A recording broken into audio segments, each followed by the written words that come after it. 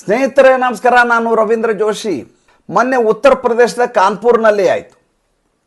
ನಿನ್ನೆ ನೋಡಿದರೆ ರಾಜಸ್ಥಾನದ ಜೈಸಲ್ಮೇರ್ನಲ್ಲಿ ಅಂಥದ್ದೇ ಘಟನೆ ನಡೆದಿದೆ. ಏನು ಘಟನೆ ನಿಮ್ಗೆ ಗೊತ್ತು? ಕಾಲಿಂದಿ ಎಕ್ಸ್ಪ್ರೆಸ್ ಪಾಸ್ ಆಗುವಂಥ ರೈಲ್ವೆ ಟ್ರ್ಯಾಕ್ ಮೇಲೆ ಒಂದು ಗ್ಯಾಸ್ ಸಿಲಿಂಡರ್ ಇಡಲಾಗಿರುತ್ತೆ, ಜೊತೆಗೆ ಒಂದು ಪೆಟ್ರೋಲ್ ಬಾಟ್ಲು, ಅದ್ರ ಪಕ್ಕ ಒಂದು ಮ್ಯಾಚ್ ಬಾಕ್ಸ್, ಅಂದರೆ ಬ್ಲಾಸ್ಟ್ ಆಗಲಿ ಅಂತ ಉದ್ದೇಶ. ಇದನ್ನು ನೋಡಿದ ಕೂಡಲೇ ಹೌಹಾರಿ ಬಿಡುತ್ತೆ ಇಲಾಖೆ. ಇದನ್ನು ಹೇಗೆ ತಡೆಗಟ್ಟುವುದು ಅನ್ನೋದು ಈಗ ದೊಡ್ಡ ತಲೆನೋವಾಗಿ ಪರಿಣಮಿಸಿರುವಂಥದ್ದು. ಯಾವ್ಯಾವ ರೀತಿಯ ವಿಧ್ವಂಸಕ ಚಟುವಟಿಕೆ ಮಾಡುವಂಥ ಮೋಡೆ ಸಪರಂಡಿ ಈ ದೇಶದಲ್ಲಿ ನಡೀತಾ ಇದೆ ಅನ್ನೋದಕ್ಕೆ ಇದು ಇನ್ನೊಂದು ಸಾಕ್ಷಿ. ಅದಾಯ್ತಾ? ಅದಾದಮೇಲೆ ಈಗ ನೆಕ್ಸ್ಟು ರಾಜಸ್ಥಾನದಲ್ಲಿ ಜೈಸಲ್ಮೇರ್ನಲ್ಲಿ ಗೂಡ್ಸ್ ರೈಲ್ ಹೋಗಬೇಕು.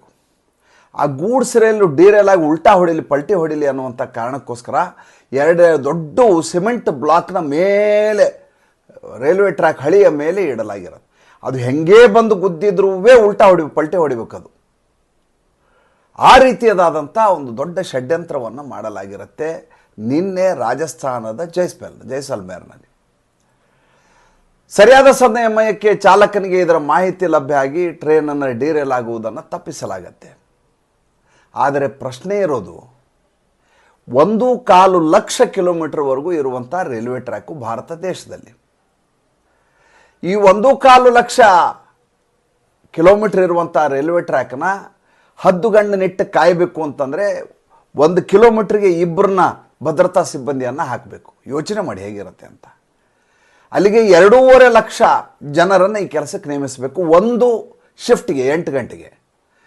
ಆ ರೀತಿ 3 ಶಿಫ್ಟು 7.5 ಲಕ್ಷ ಜನರನ್ನು ಕೇವಲ ರೈಲ್ವೆ ಟ್ರ್ಯಾಕ್ ಕಾಯಲಿಕ್ಕೆ ಇಡಬೇಕು. ಹಾಗಾಗತ್ತಾ? ಸಾಧ್ಯವಾ? ವಾಸ್ತವಿಕವಾ? ಇನ್ನೊಂದು ವಿಡಿಯೋ ವೈರಲ್ ಆಗಿದೆ. ಅದೇನಪ್ಪ ಅಂತಂದರೆ, ವಂದೇ ಭಾರತ್ ಎಕ್ಸ್ಪ್ರೆಸ್ಸಿನ ಗಾಜು ಇದೆಯಲ್ಲ, ಅದು ಕಿಟಕಿಗಳಿಲ್ಲ, ಅದಕ್ಕೆಲ್ಲ ಗ್ಲಾಸೇ ಇರೋದು. ಅದು ಯುರೋಪಿಯನ್ ಮಾಡೆಲ್ನಲ್ಲಿ ಮಾಡಿರುವಂಥ ಅದ್ಭುತವಾದಂಥ ಟ್ರೈನ್ಗಳು. ಭಾರತ ದೇಶಕ್ಕೆ ಘನತೆಯನ್ನು ತಂದು ಕೊಡುವಂಥ ಜಾಲ ಇದು ವಂದೇ ಭಾರತ್ ಎಕ್ಸ್ಪ್ರೆಸ್. ಅದನ್ನು ಸುತ್ತಿಗೆ ತೊಗೊಂಡು ಒಬ್ಬ ಯುವಕ ಕುಟ್ತಾ ಇದ್ದಾನೆ. ಏನು ಮಾಡಿದ್ರು ಆ ಗ್ಲಾಸ್ ಹೊಡೆಯೋಕ್ಕಾಗ್ತಾ ಇಲ್ಲ, ಈತ ಬಿಡ್ತಾ ಇಲ್ಲ.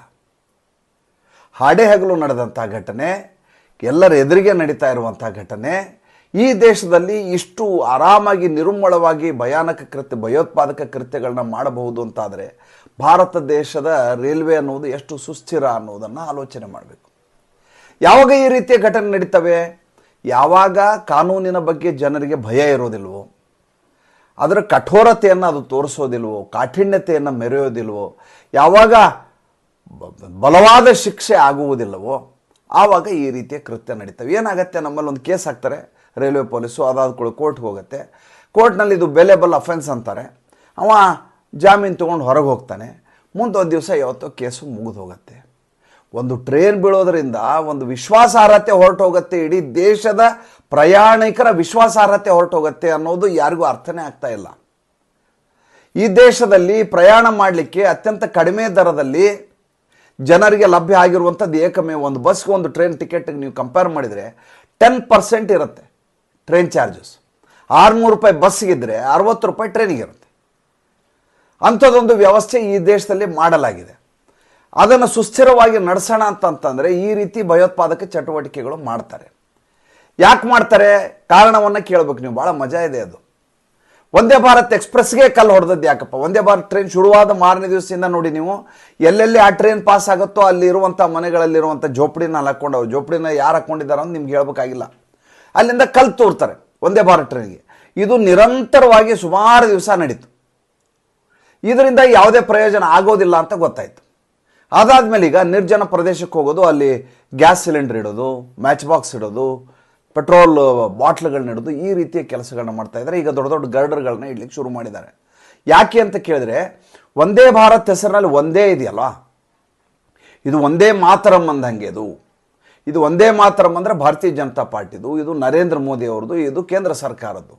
ಆದ್ದರಿಂದ ನರೇಂದ್ರ ಮೋದಿಯವರ ಬಗ್ಗೆ ಅಥವಾ ಈ ಸರ್ಕಾರದ ಬಗ್ಗೆ ಯಾರ್ಯಾರಿಗೂ ಒಳಗೆ ದ್ವೇಷ ಇದೆಯೋ ಅಂಥವರು ಈ ಕೃತ್ಯವನ್ನು ಮಾಡ್ತಾ ಇರೋದು ಮತ್ತು ಮಾಡಿಸ್ತಾ ಇರೋದು.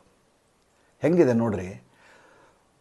ಒಂದೇ ಮಾತಾ ಜಗನ್ಮಯಿ ಅಂತ ಹೇಳ್ತೇವೆ, ನಮಸ್ಕಾರ ಮಾಡ್ಲಿಕ್ಕೆ ಹೇಳೋದು. ಒಂದೇ ನಮಸ್ಕಾರ ಮಾಡ್ತಾ ಇದ್ದೀನಿ, ಒಂದೇ ಭಾರತ, ನಮ್ಮ ಭಾರತವೇ, ಭಾರತ ಮಾತೆಯೇ ನಿನಗೆ ನಮಸ್ಕಾರ ಅಂತ. ಇಷ್ಟು ಎಂಥ ಎಂಥ ಘನವಾದ ಯೋಚನೆ ಅಂತಂದರೆ, ಹೆಸರಿಡುವಾಗಲೇ ಅದಕ್ಕೊಂದು ಉದಾತ್ತವಾದಂಥ ಕಲ್ಪನೆಯನ್ನು ಇಟ್ಕೊಂಡು ಇಟ್ಟಂಥದ್ದು ಹೆಸರದು ವಂದೇ ಭಾರತ್ ಅಂತೇಳಿ. ಆ ಹೆಸರಿಟ್ಟದ್ದಕ್ಕೆ ಎಷ್ಟೋ ಜನರಿಗೆ ಸಮಾಧಾನ ಇಲ್ಲ. ನೀವು ಸಿನಿಮಾ ಥಿಯೇಟ್ರಿಗೆ ಹೋಗಿರ್ತೀರಿ, ಎಲ್ಲರೂ ಎದ್ದು ನಿಲ್ತಾರೆ ಜನಗಣಮನ ಬಂದಾಗ, ರಾಷ್ಟ್ರಗೀತೆ ಬಂದಾಗ. ಒಂದಷ್ಟು ಜನ ಕೂತಿರ್ತಾರೆ. ಅವ್ರು ಯಾಕೆ ಕೂಡ್ತಾರೆ ಅಂದರೆ, ಉಳಿದವ್ರು ಯಾರು ನಮ್ಮನ್ನು ಪ್ರಶ್ನೆ ಮಾಡೋದಿಲ್ಲ ಅನ್ನುವಂಥ ನಂಬಿಕೆಯ ಮೇಲೆ ಅವ್ರು ಕೂತಿರ್ತಾರೆ. ಎರಡು ಕಪಾಳಕ್ಕೆ ಯಾರೋ ಒಬ್ರು ಹೊಡೆದ್ರೆ ಇನ್ನೊಂದು ಸಲ ಆ ರೀತಿ ಕೂಡೋದಿಲ್ಲ. ಯಾಕೆ ಹಂಗಾಗಿದೆ? ನಮ್ಮ ದೇಶದಲ್ಲಿ ಕಾನೂನಿನಲ್ಲಿ ಇರುವಂಥ ಬಹಳಷ್ಟು ಲೋಪಗಳೇನಿದ್ದಾವೆ ಅವರು ಇವರಿಗೆಲ್ಲ ಕುಮ್ಮಕ್ಕನ್ನು ಕೊಡ್ತಾರೆ. ಉದಾಹರಣೆಗೆ ಈಗ ಹೇಳ್ತೀನಿ, ನಿನ್ನೆ ದಿಲ್ಲಿ ಕೋರ್ಟು ಎಂಜಿನಿಯರ್ ರಾಶಿದನನ್ನು ಬಿಡುಗಡೆ ಮಾಡಿದೆ. ಎಲ್ಲಾದರೂ ಉಂಟನ್ರಿ, ಈತ ಭಯೋತ್ಪಾದಕರಿಗೆ ದುಡ್ಡನ್ನು ಒದಗಿಸಿದ್ದ ಅನ್ನುವಂಥ ಕಾರಣಕ್ಕೋಸ್ಕರ ಈತನನ್ನು ಜೈಲಿಗೆ ಹಾಕಿದ್ದು 2019ರಲ್ಲಿ. ರೆಡ್ ಹ್ಯಾಂಡ್ ಆಗಿ ಸಿಗಾಕೊಂಡಿದ್ದ ಈತ. NIA ಅವ್ರು ಹಾಕಿರುವಂಥ ಕೇಸು, ರಾಷ್ಟ್ರೀಯ ಭದ್ರತಾ ದಳ ತನಿಖಾ ದಳದವರು. ಯಾವ ಕೇಸಲ್ಲಿ ಹಾಕಿದ್ದು? UAPA ಆ್ಯಕ್ಟಲ್ಲಿ ಹಾಕಿರುವಂಥ ಕೇಸು. ಈಗ ನಿನ್ನೆ ಕೋರ್ಟು ಈತನನ್ನು ಬಿಡುಗಡೆ ಮಾಡುತ್ತೆ. ಕಾರಣ ಏನು? ಬಿಡುಗಡೆ ಯಾಕೆ ಮಾಡಿದೆ? ಅರವಿಂದ್ ಕೇಜ್ರಿವಾಲ್ ಅವ್ರು ಬಿಡುಗಡೆ ಮಾಡಿದ್ರಲ್ಲ ಸುಪ್ರೀಂ ಕೋರ್ಟು, ಆದ್ದರಿಂದ ನಾವು ದಿಲ್ಲಿನಲ್ಲಿ ನಾವು ಮಾಡ್ಬೋದು, ಕೋರ್ಟಲ್ಲಿ ಬಿಡುಗಡೆ ಮಾಡ್ಬೋದು. ಅರವಿಂದ್ ಕೇಜ್ರಿವಾಲ್ ಯಾವ ಕಾರಣಕ್ಕೆ ಬಿಡುಗಡೆ ಮಾಡಿತ್ತು? ಚುನಾವಣೆಯಲ್ಲಿ ಈತ ಪ್ರಚಾರವನ್ನು ಮಾಡಲಿ ಅನ್ನೋ ಕಾರಣಕ್ಕೆ ಬಿಡುಗಡೆ ಮಾಡಿತ್ತು. ಹಾಗಾದ್ರೆ ಅದೇ ಕಾರಣ ಇಟ್ಕೊಂಡು ಇನ್ನೊಬ್ಬ ವ್ಯಕ್ತಿ ಇದ್ದಾರಲ್ಲ, ಈತ ಎಂಜಿನಿಯರ್ ರಾಶಿದ್ದು, ಈತನನ್ನು ಬಿಡುಗಡೆ ಮಾಡೋಣ. ಎಲ್ಲಿವರೆಗೂ? ಇವತ್ತಿನಿಂದ ಅಕ್ಟೋಬರ್ 2ರವರೆಗೂ ಈತನಿಗೆ ಕೋರ್ಟಿನಿಂದ ಮುಕ್ತಿ, ಜೈಲಿನಿಂದ ಮುಕ್ತಿ. ಹೆಂಗಿದೆ ನೋಡ್ರಿ. ಈತ ಪ್ರಮಾಣ ವಚನ ಸ್ವೀಕಾರ ಮಾಡ್ತಾನೆ. ಮೊನ್ನೆ ಇತ್ತೀಚೆಗೆ ಚುನಾವಣೆಯಿಂದ ಗೆದ್ದ ಮೇಲೆ ಈತ ಬಾರಾಮುಲ್ಲಾ ಕ್ಷೇತ್ರದಲ್ಲಿ ಒಮರ್ ಅಬ್ದುಲ್ಲಾನ್ ಸೋರಿಸಿರುವಂಥ ಮನುಷ್ಯ ಈತ. ಈತನ ಗೆದ್ದ ಮೇಲೆ ಈತ ಓತ್ ತಗೋಬೇಕಲ್ವ, ಓತ್ ತಗೊಳ್ಳಿಕ್ಕೆ ಈತ ಪೆರೋಲ್ ಮೇಲೆ ಒಂದು ದಿವಸ ಬಂದಿದ್ದ. ಆದರೆ ಈಗ ಈತನಿಗೆ ಅಕ್ಟೋಬರ್ 2ರವರೆಗೂ ಮಧ್ಯಂತರ ಜಾಮೀನನ್ನು ನೀಡಲಾಗಿದೆ. ಕಾರಣವನ್ನು ಕೇಳಿದರೆ, ಇಲ್ಲ ಚುನಾವಣೆಯಲ್ಲಿ ಈತ ಪ್ರಚಾರ ಮಾಡಬೇಕು. ಈತನ ಸೋದರ ಕೂಡ ಎಲೆಕ್ಷನ್ ನಿಂತಾರಲ್ಲಿ ಜಮ್ಮು ಕಾಶ್ಮೀರದಲ್ಲಿ. ಈತನ ಸೋದರ ಕ್ಯಾಂಡಿಡೇಟ್. ಈತನ ಒಂದಷ್ಟು ಕ್ಯಾಂಡಿಡೇಟ್ಗಳು ನಿಲ್ಲಿಸಿ, ಒಂದೇ ಒಂದು ಪಕ್ಷ ಇದೆ, ಒಂದಷ್ಟು ಕ್ಯಾಂಡಿಡೇಟ್ಗಳು ನಿಲ್ಲಿಸಿದ್ದಾನೆ, ನಾವು ಪ್ರಚಾರ ಮಾಡಬೇಕು ಅಂತ ಇವರು ವಕೀಲರು ಈತನ ಪರವಾಗಿ ಕೋರ್ಟಿನ ಮೊರೆ ಹೋಗ್ತಾರೆ. ಹೋದ ಸಂದರ್ಭದಲ್ಲಿ ಕಾರಣವನ್ನು ಏನು ಕೊಡ್ತಾರೆ? ಅಪೆಕ್ಸ್ ಕೋರ್ಟ್ನಲ್ಲಿ ಈ ಹಿಂದೆ ಅರವಿಂದ್ ಕೇಜ್ರಿವಾಲ್ಗೆ ಅವ್ರಿಗೆ ಇದೇ ರೀತಿ ಬಿಡುಗಡೆ ಮಾಡಿದರು. ಅದೇ ಗ್ರೌಂಡ್ಸಲ್ಲಿ ನಮ್ಮ ಕಕ್ಷಿದಾರರನ್ನು ಬಿಡುಗಡೆ ಮಾಡಿ ಇವರು ಕೂಡ ಚುನಾವಣೆ ಪ್ರಚಾರ ಮಾಡಬೇಕು. ಒಬ್ಬ ಭಯೋತ್ಪಾದಕ ಈ ದೇಶದಲ್ಲಿ ವಿಧಾನಸಭಾ ಚುನಾವಣೆಯಲ್ಲಿ ತನ್ನ ಸಹಚರರು ಗೆಲ್ಲಲಿ ಅಂತ ಚುನಾವಣಾ ಪ್ರಚಾರಕ್ಕೆ ಮಾಡಲಿಕ್ಕೆ ಪರ್ಮಿಷನ್ ಕೇಳ್ತಾನೆ. ಈ ದೇಶದ ಕೋರ್ಟು ಅವ್ರಿಗೆ ಕೊಡ್ತಾರೆ. ಆವಾಗ ಹೇಳಿ ನೀವೀಗ ವಂದೇ ಭಾರತ್ ಎಕ್ಸ್ಪ್ರೆಸ್ ರೈಲಿಗೆ ಕಲ್ಲು ಹೊಡೆದದ್ರಲ್ಲಿ ಏನು ತಪ್ಪಿದೆ? ಆತ ತಪ್ಪಿಸ್ಕೊಳ್ಳೋದು ಭಾಳ ಸುಲಭ ಅಲ್ವಾ? ಇಂಥ ದುಷ್ಕರ್ಮಕ್ಕೆ ಏನು ಪನಿಷ್ಮೆಂಟ್ ಆಗಲ್ಲ ಅಂತ ತುಂಬ ಚೆನ್ನಾಗಿ ಗೊತ್ತಿರುವಂಥದ್ದು. ಗರ್ಡ್ರ್ ಇಟ್ಟಿದ್ದು ದೊಡ್ಡ ದೊಡ್ಡ ಕಲ್ಲು ಎಲ್ಲ ಇಡ್ತಾರೆ. ಏನಾಗತ್ತೆ? ಜಾಮೀನಿಂದ ಹೊರಗೆ ಬರ್ತೀವಿ ಅಂತ. ಇದು ಈ ದೇಶದ ಸ್ಥಿತಿಗತಿ. ಮತ್ತೆ ಮುಂದಿನ ಸಂಚಿಕೆಯಲ್ಲಿ ಹೊಸ ವಿಷಯದೊಂದಿಗೆ ಬರ್ತೇನೆ. ಸಂಚಿಕೆ ಇಷ್ಟ ಆಗಿದ್ರೆ ಲೈಕ್ ಮಾಡಿ, ಫಾಲೋ ಮಾಡಿ, ಶೇರ್ ಮಾಡಿ. ನಮ್ಮ ಮುಕ್ತ ಪತ್ರಿಕೋದ್ಯಮಕ್ಕೆ ದಯವಿಟ್ಟು ಆರ್ಥಿಕವಾಗಿ ಬೆಂಗಾವಲಾಗಿ. ನಮಸ್ಕಾರ.